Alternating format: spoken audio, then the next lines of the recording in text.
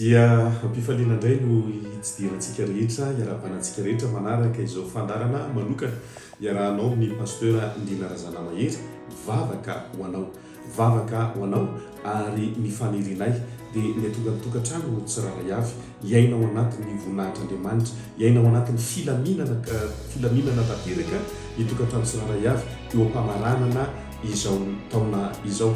Inona zavatra mitranga ry havana raha jerentsika amin'ny marika toko fa enina ny andininy fa efatra amin'ny telopolo sy katramo fa raika amby efapolo dia misy tantara tahaka izao. Oniana teo an-trano kely Jesosy ka nahita an'ireo vahoaka dia onena azy izy tena nalahelo tao anatiny izy.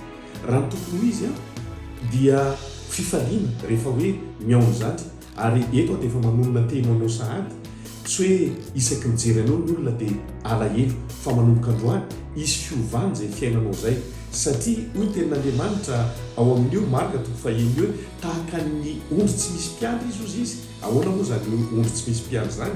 Ny ondry tsy misy mpiandry dia tsy misy mpiary.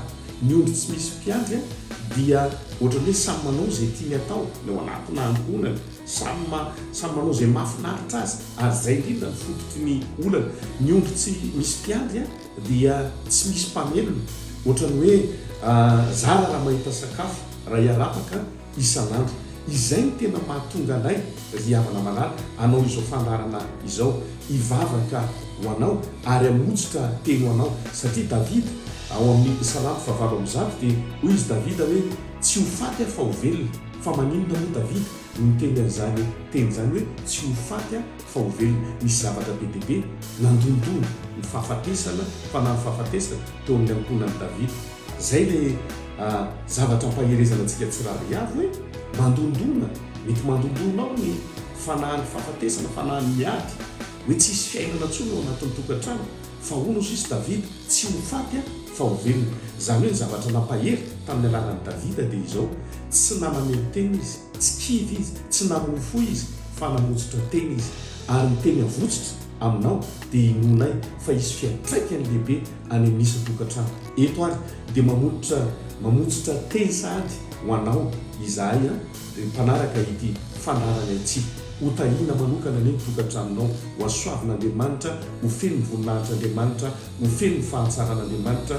Tsy misy aminareo mianakavy zany hoe amarana ny taona amin'ny aretina izany, tsy misy amin'ny ankonana zay manaraka izao fandarana izao zany hoe ao anatin'ny korotana tanteraka, ao anatin'ny tsy filaminana tanteraka fa mivavaka ao anao izahay ary mamotsitra teny voninahitra makany voninahitra, fandresena makany fandresena, tena filaminana tanteraka no iainanareo mianakavy ao anatin'izao akatoky ny famaranana ny taona izao.